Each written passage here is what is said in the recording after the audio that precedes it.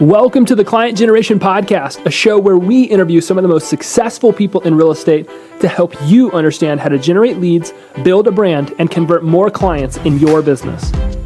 Hey, what's up, everybody? Grant Wise here. Welcome to the Client Generation Podcast. Really excited for my guest today. I've got this, I would describe her as feisty team leader out of North Carolina that I've met some time back, and I've just really admired her success from afar, and I'm really excited that she's come on the show today. I've got Kelli Salter of Anchor Real Estate. Kelli, thanks for agreeing to jump on the show. Absolutely. I'm so glad to be here. Thank you for having me. Yes. Okay. So tell us a little bit, just like give us the backstory. How did you get to where you are today? So we were talking a little bit in pre-show, having some fun. You're almost a year-old team, just shy of 100 million in production. So a lot of stuff happening. But give us the story. How did you get to where you are today? So I started selling real estate about 7 years ago. I was an individual agent, joined a team, and then went back out as an individual agent at a big franchise brokerage. My business was growing. I knew that we needed to add to. I was growing beyond my capacity to serve our clients.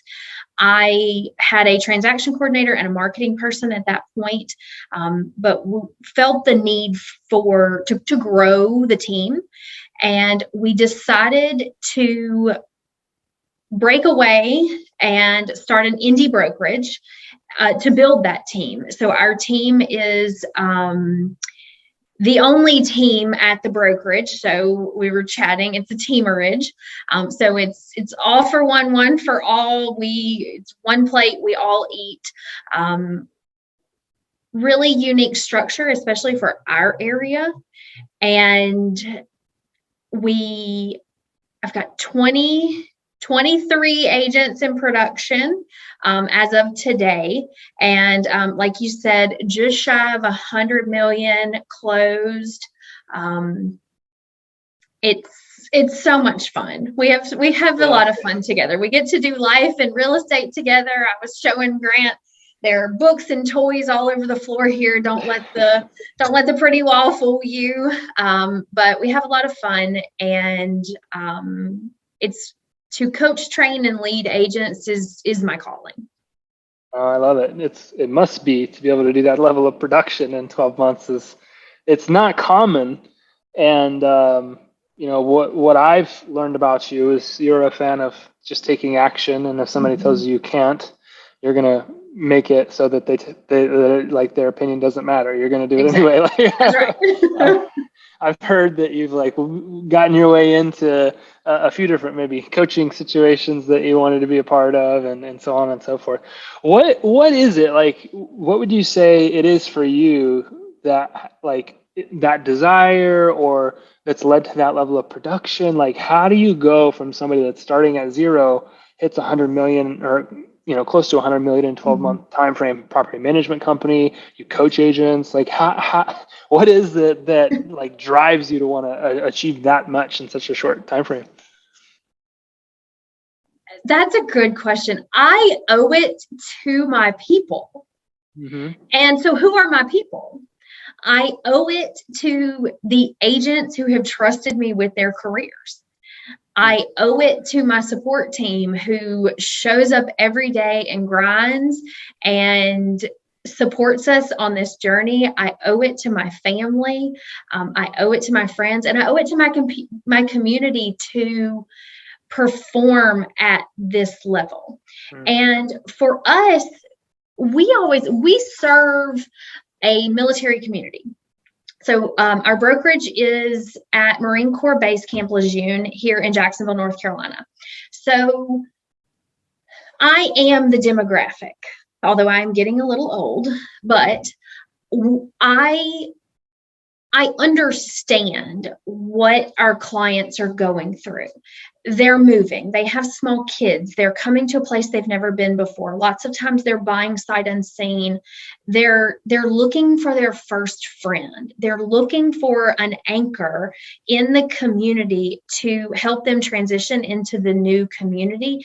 And I owe it to them, as my peers, as in the military and as military spouses, to perform at this level, produce the best real estate agents in our area, to serve them and meet them where they're at in their transition. And we don't take that lightly at all. Mm-hmm. I love it. That's awesome.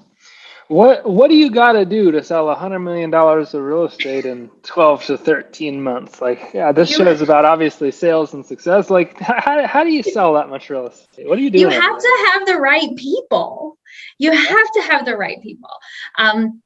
I am so infinitely blessed with the most amazing sales team that you could imagine. They're so fantastic. And I did not do it alone. I often say this is not the Kelli Salter show. Mm-hmm. I do not do it alone. I actually, my production is less than 15% of the total team production. So I don't do it all. So it does take a lot of our agents showing up every day and giving their absolute best to put up those kinds of numbers. Mm-hmm. I would attribute a lot of it to our huge repository of past clients and sphere of influence.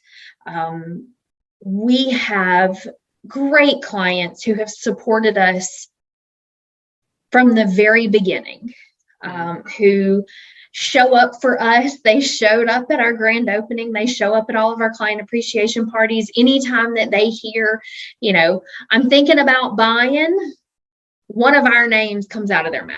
So that has really catapulted us to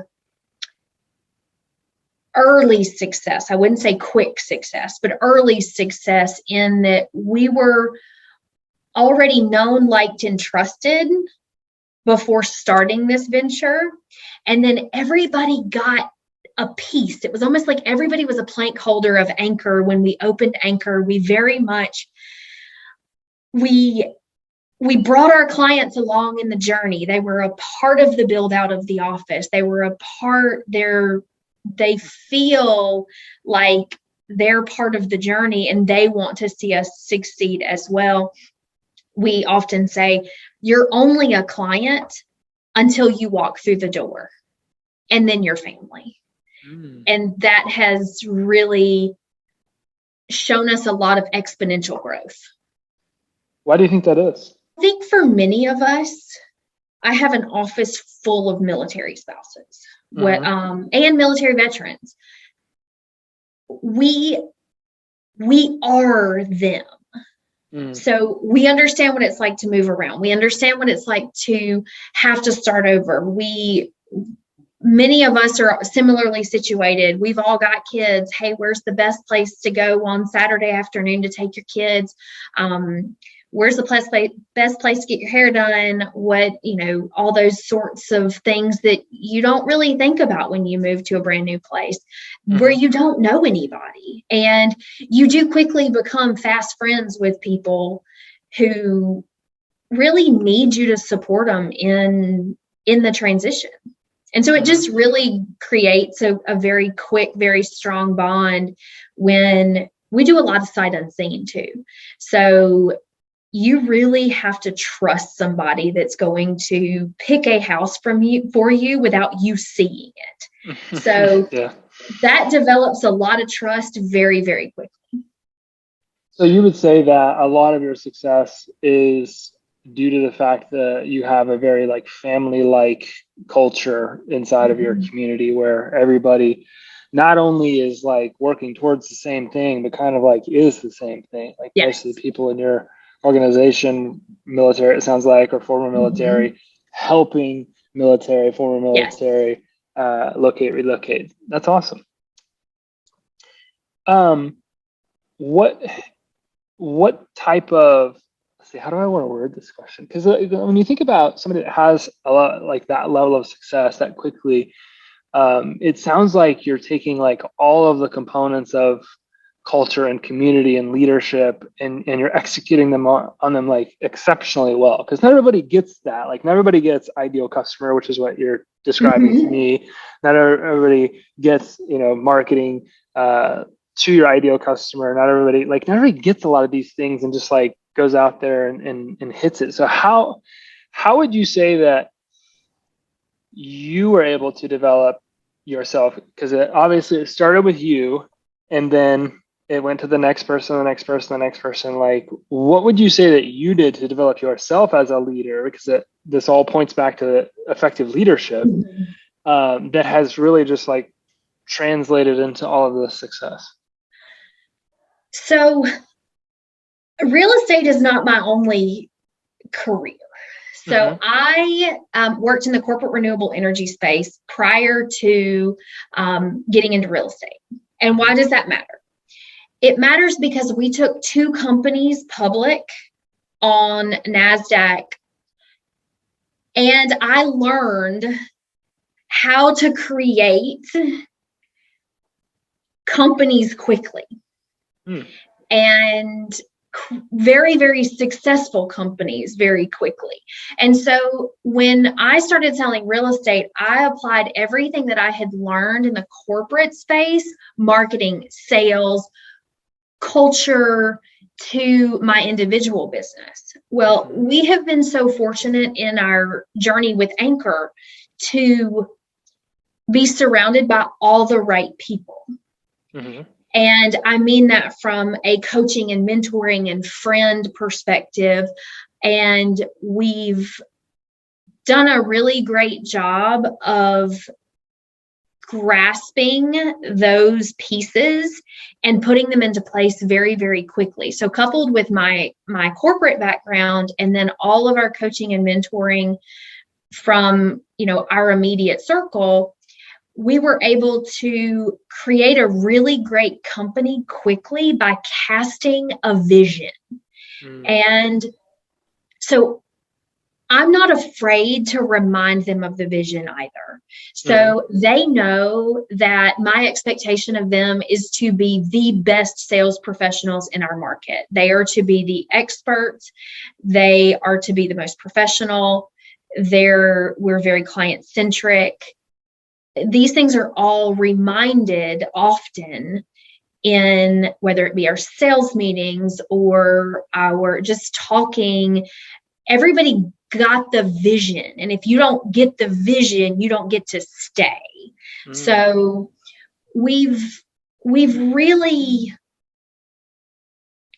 not lost heart in all of this. And when we were sitting and thinking, what are we going to do? We had conversations about what's it going to look like? What's it going to feel like? What's the office going to feel like? I use my pile of books over here as an example. We're a very kid-friendly office.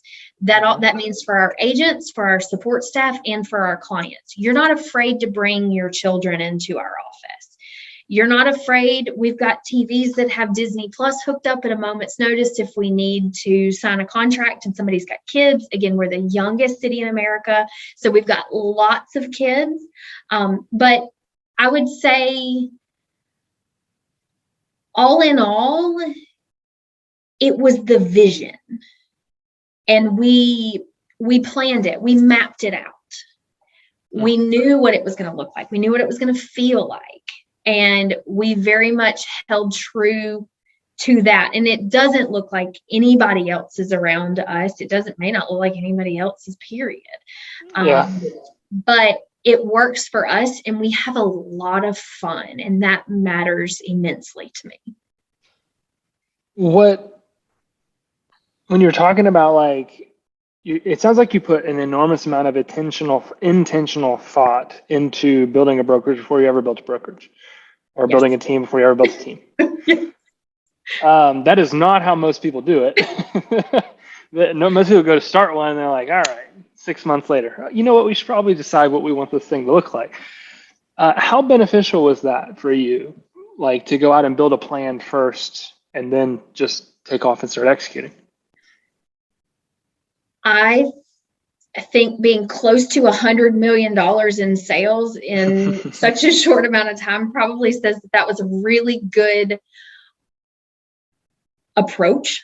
And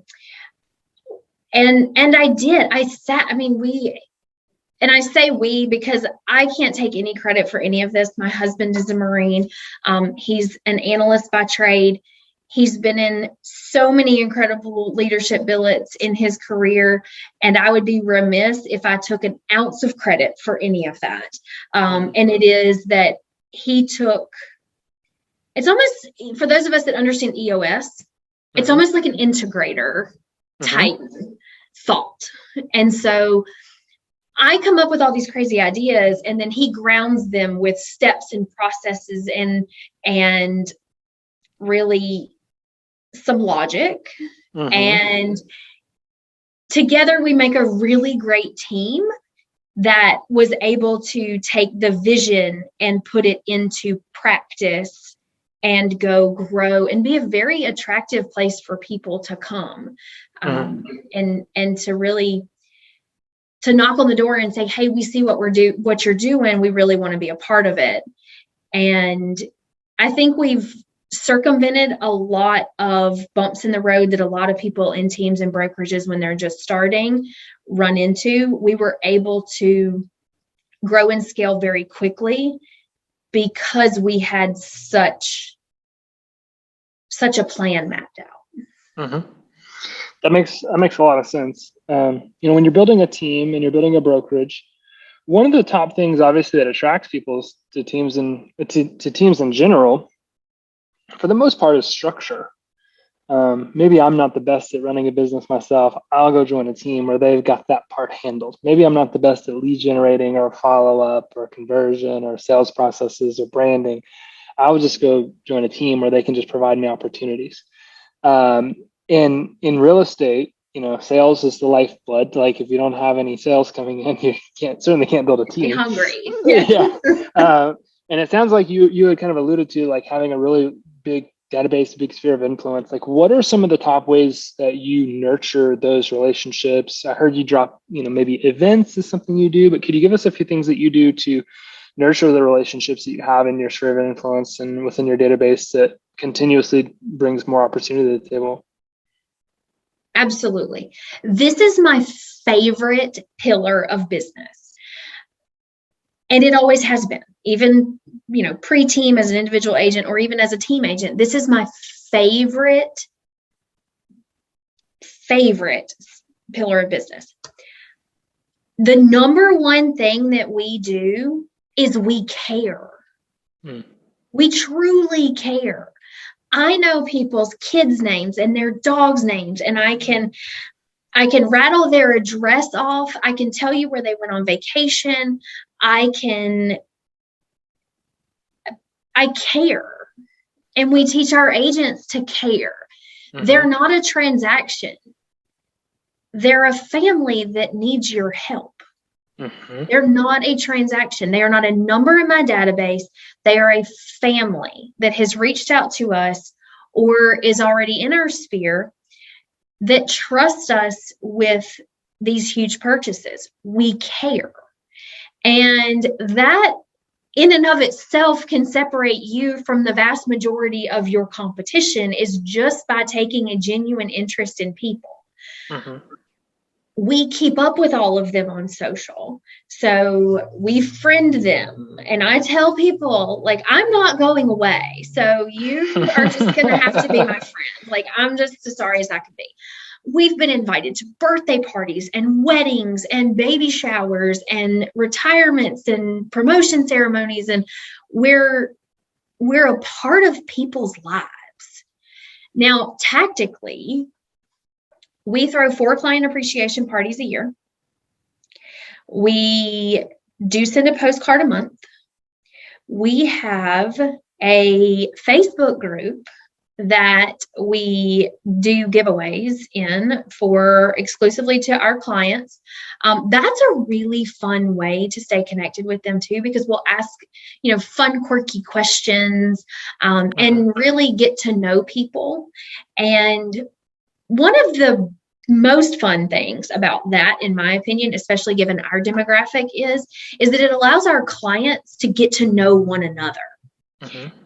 And then you just continue to get those links in there of how is it, 6 degrees of Kevin Bacon. How does everybody know each other?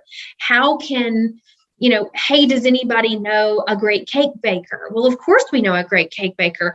This client can help, or that client can help. And you're connecting people through community right there on social. We're big pop by people. Oh my gosh, we are now. Now we use Client Giant. I use Client Giant because it just got to be. My husband said after we did 100 Easter egg drops at Easter when COVID first hit, he said, I don't. What are we going to do when you have 1,000 past clients? So we had to figure out what we were doing. So now we got a little bit of help there, but we, with client appreciation, mailers, reaching out to people, we keep up with them on social. We're there. Like we don't sell you a house and vanish. We sell you a house and get invited to the housewarming and the next party and the Christmas party and all these. It's part of the community. And it has, in my heart, paid off dividends beyond measure. But it has a handsome return on investment from a financial standpoint. Well, that's like my next question to you, and it might get you a little like feisty, a little fired up, is what do you say to the people that are like, well, caring's not scalable?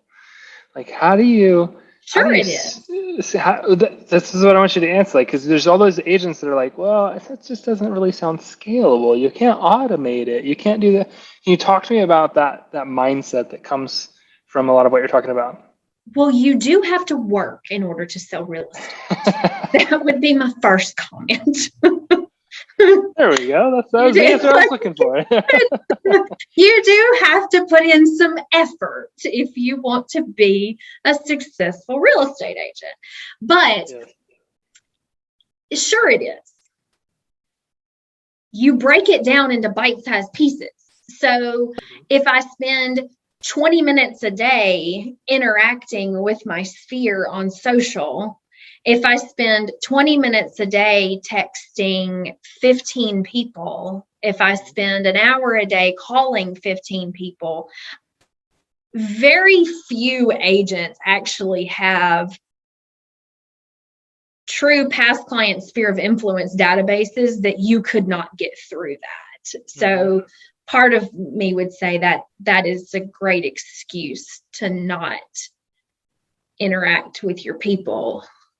And I think that there's this drive to automate everything, and there's what are you gonna say? You can't. Yeah, there's an element there. There has to be. Well, what cracks me up is that we're in an industry that's ripe for disruption, that is driven by people who are afraid of disruption. And, you know, a lot of real estate agents, not everybody, yeah, obviously I don't think you are, but a lot of real estate agents are afraid of the disruption that could take place. They're afraid of how technology could, you know, make them irrelevant, and et cetera, et cetera, et cetera, et cetera, in one breath. And then you get to the next breath, and it's like, well, can't we automate this? Can't technology do this? And it's like, can't we get ourselves out of the transaction so we don't have to be a part of it? I just want to show up to the door. I want to open it. I want to close it. I'll meet you at the closing table and get my with check. my $10,000 check. Yeah. Like that's how I. And so, this point always kind of cracks me up, because technology is not meant, in my opinion, to replace agents. It's meant to create leverage for agents so that they can do what you're talking about. Right. Be a human being, connect with people. Caring isn't necessarily, in my opinion, super scalable. But if you can do unscalable stuff at an extremely high level, you can have an enormous amount of success. Chick-fil-A as an example. If I'm, in a rush, or, everybody's busy, we need lunch, I can go to my app, I can click order.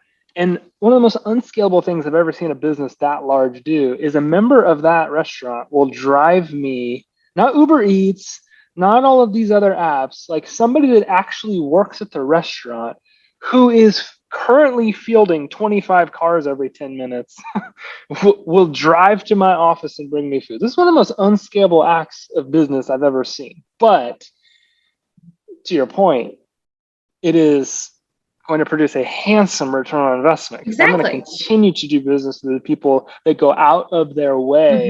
Exactly. They're not trying to automate their relationship with me. No. They're trying to lean in and know that, and through, indirectly communicate, like, man, you really matter. You matter so much. So we're going to stop what we're doing because we're fielding a lot of business over here in this drive-through. But we're going to drive to your office and we're going to bring you literally one item. Like, no problem. We got you. That level of service is just, I can imagine why you are having so much success if that's the mindset. Absolutely. And that is the mindset. That's every day. When you have a mindset like that, you have to worry so much about this tactic or that strategy or Facebook ads not working or, Zillow, or like, do you have to get so much into the weeds with all of these little tactical things that so many people seem to be so hung up on? As a preventative measure to having success? It sounds like that's not something you would have to worry so much about. It augments our business. And in my opinion, what all of those pieces do is gets our new agents up and running quickly so that they can start building their sphere and past clients and referral businesses. Because a lot of times people come to town and they don't have a sphere. So we've got to build it and build it quickly. So we use those sorts of things to get them built quickly. And then we start to take care of those, shall we say, paid leads, like our referral leads. And next thing you know, they now have these big repeatable businesses, big referral businesses that are producing, similar results as those of us that have been in the business a while. Yeah. So we very much focus on it, but understand that past clients, sphere, and referral business. And when I say referral business, I mean referral from clients, not agent to agent. Referral business represents more than 50% of our closed transactions. So I know that if the algorithm changes, I'm okay. Yeah. Because my relationship with these hundreds of people didn't change. They're going to continue to refer me. They're going to trust me with their businesses. They're going to trust me to call and say, hey, should I buy now? Should I sell now? Should I buy investment properties now? Can you help me with this? Who's your plumber? Hey, I need help. I can't. That's not going to change. And they know that. They know that. And so no, I very much are we into technology, and we're there, and we're on Facebook, and we're everywhere you can be. Yes, we're there. We understand that it's a part of our business. The sphere, the past clients, the referral is the core of our business. I love the way that you phrase that. It's such a powerful mindset to have, is that a lot of times what we're teaching people is like advertising is really only meant to enhance what's already working. It's not meant, especially at this day and age in the real estate space, like we're not testing stuff anymore. Like we don't have to test TikTok ads. We don't got to test PPC. We don't have to test Facebook and Instagram. We don't have to test all of these potential lead sources. We pretty much figure out like what works. Now it's just applying it to all of the different, sources that exist. Somebody could take what I teach them on Facebook and go have success with radio or billboards or TV ads. It really wouldn't matter. So I like the way that you position that, is that it really just kind of helps jumpstart building somebody's sphere of influence and a database, which is exactly like the core essence of what lead generation and advertising are designed to do, is help you build a larger sphere of influence. Whenever you first got into the business, somebody said, okay, open your contacts and this list of people in your phone, like go tell all of them that you sell houses. And really all advertising ever does is help you build a bigger list of people to talk to you about, maybe selling houses. So I love the way that you position that. Now you coach people. You teach real estate agents or team leaders or whatever how to have similar success. Do you feel like you're experiencing a lot lately where your way of doing business, which sounds somewhat unique, at least to your area, is a mindset shift for so many people that have been brainwashed into thinking they have to have this tool or that tool or this piece of tech or that piece of tech, or do you feel like it's people getting back to the basics maybe? Getting back to the basics is so important. It's so, so important. Oftentimes, agents who, and I primarily focus on individual agents and agents who are wanting to build a team. That's my avatar for coaching, if you will. So oftentimes what happens is they start chasing the shiny object. Somebody said this worked and somebody said that worked, and now I've spread thousands and thousands of dollars all over all sorts of places, and the truth of the matter is nothing's working because I have all this stuff and I'm trying to figure out how to work the stuff instead of working what really works, which is that back to the basics piece. So I think it can be very difficult because you're being approached by all of these people that are trying to sell you on a solution to a problem they think you have. And if we can start peeling back the layers and actually identify what it is, the gaps in your business, we oftentimes can take a lot of this riffraff away, a lot of the minutia, and get down to brass tacks, those back to the basics, defining what it is that we need to do. And once we've simplified things, we can now go scale. I love it. If somebody listened to this podcast and was like, I think I want to talk to her about coaching, what would be the best way for them to link up and connect with you? So they can connect with me at coachwithkelli.com. And that is Kelli. Yes, it's coachwithkelli, Kelli.com. coachwithkelli.com. You all should get connected with Kelli. Ever since, like I said, I've had the opportunity to get to know and connect with her. She has always just been on fire. She is an action taker by definition. Obviously, if you look at the resume, you get a little bit of, we didn't even talk about property management or recruiting or any of these other like crazy things that you've done over the last 12 months. But I'm really appreciative that you stopped by the show, and excited I get to work with you, and excited that we get to continue to see what you do in year 2, which sounds crazy, but let's see what you do in year 2. Maybe we'll get 150 or 200. I don't know. Let's see We'll get there. I like the grin. Like, I think we're gonna do good. I think we'll get there. We're gonna do all right. Yeah. Thank you guys so much. Thanks, Kelli, again, for being on the show. I really appreciate it. And thank you all again for continuing to listen to the Client Generation Podcast. Connect with Kelli at coachwithkelli.com if you want to learn more about her and all the ways that she could add value to your life or business. We'll see you all on the next episode. Peace. Thank you for listening to this episode of the Client Generation Podcast. Please make sure that you rate and review this episode so that we can continue to bring you more incredible guests to help you grow your business. Thanks, and have an amazing day.